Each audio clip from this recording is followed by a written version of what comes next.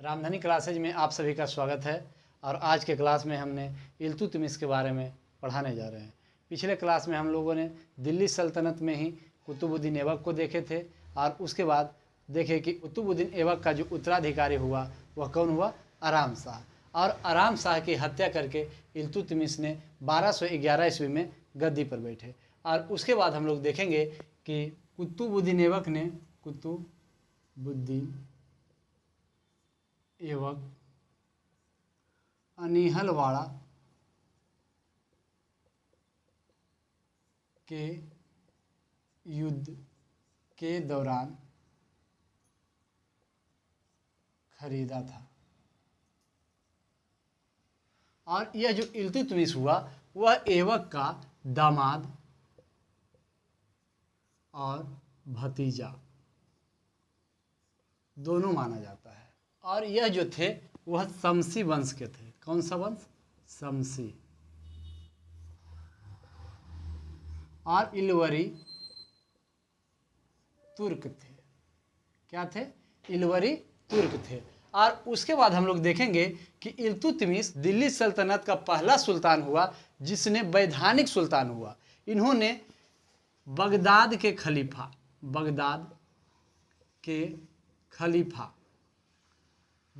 के खलीफा से उन्होंने सुल्तान की पद की स्वीकृति करवाई।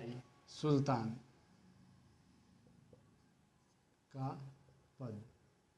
और उसके बाद हम लोग देखेंगे सबसे पहले इन्होंने सेना को संगठित किया।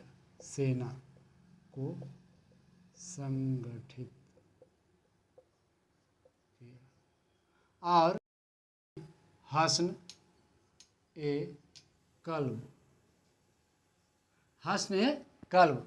ए सुल्तानी।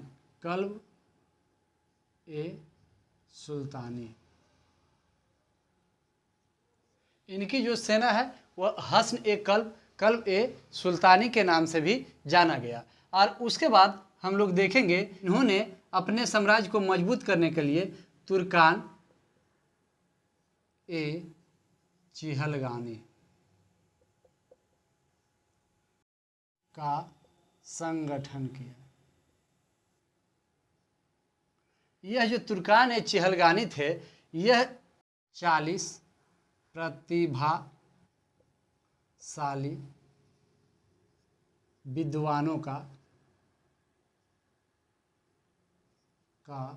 संगठन था।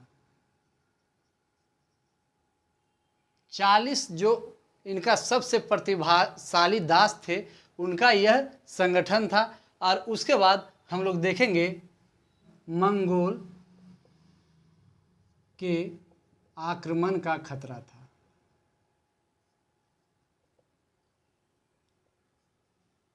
इसीलिए इन्होंने सेना को संगठित किया। और उसके बाद देखेंगे कि जो गजनी का यालदोज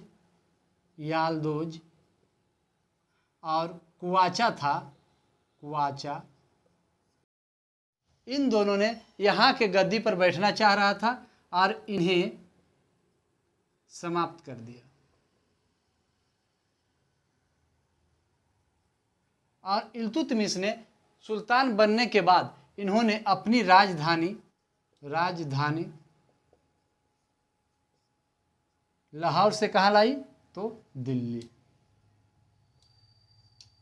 कुतुबुद्दीन ऐबक कहाँ अपनी राजधानी बनाई थी? लाहौर। और उसके बाद इल्तुतमिश ने अपनी राजधानी को दिल्ली लाए।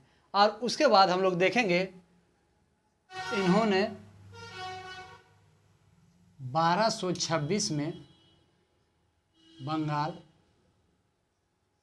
और रणथंभौर को जीता और दिल्ली में मिला लिया।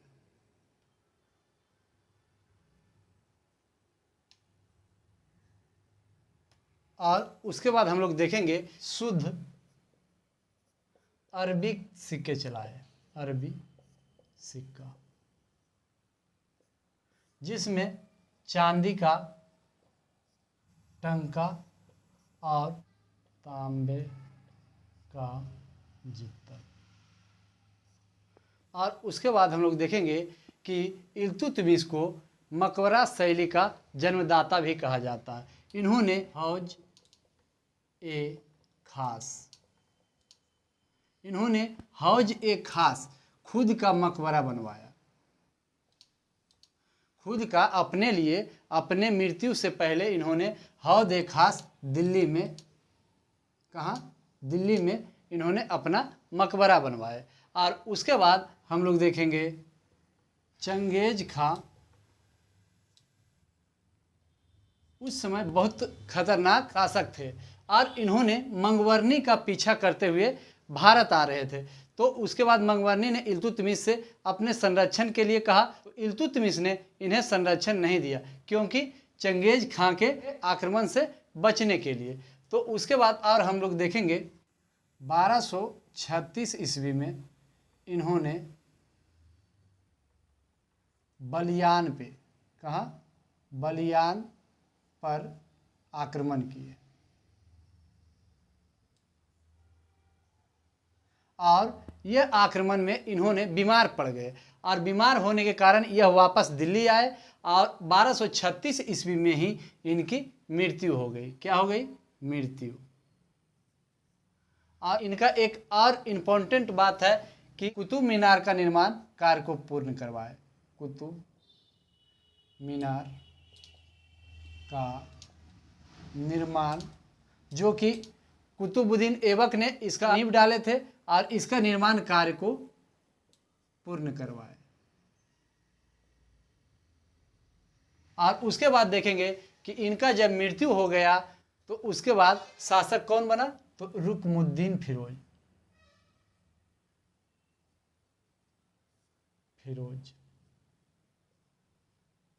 तो यहाँ से जो जो इम्पोर्टेंट पॉइंट थे वह सभी पॉइंट को हम लोगों ने कवर किए।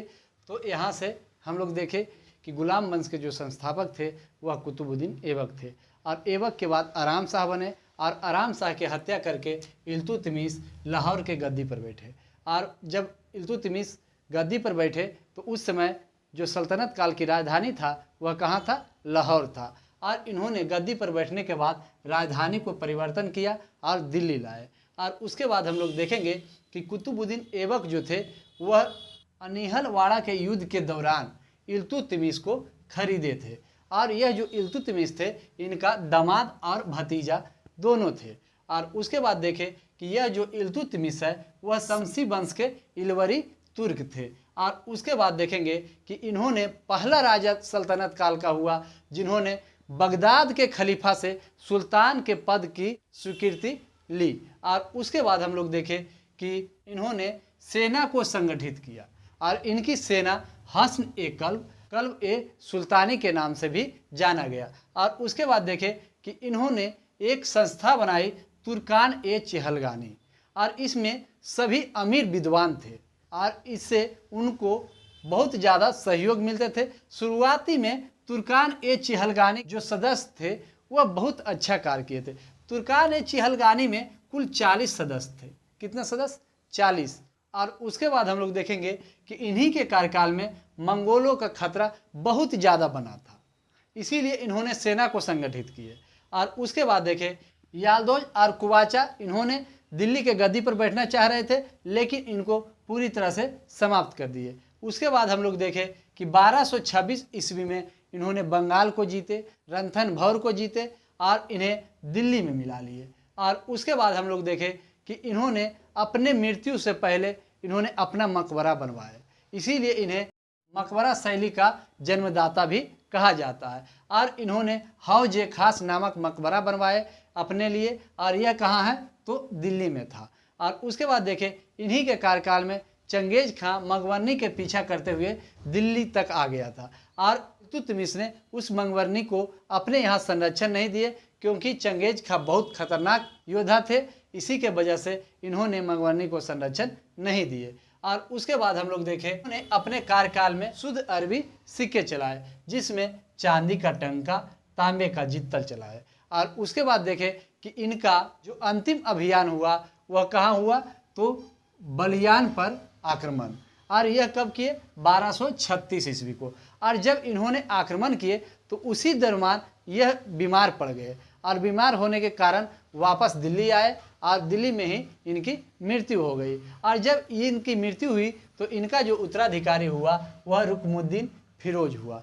तो अगले क्लास में हम लोगों ने रुकमुद्दीन फिरोज से चलेंगे। आज के लिए इतना ही, अब अगले क्लास में। अगर वीडियो अच्छा लगता है तो लाइक कीजिए, सब्सक्राइब कीजिए और अपने दोस्तों के पास शेयर जरूर कीजिए।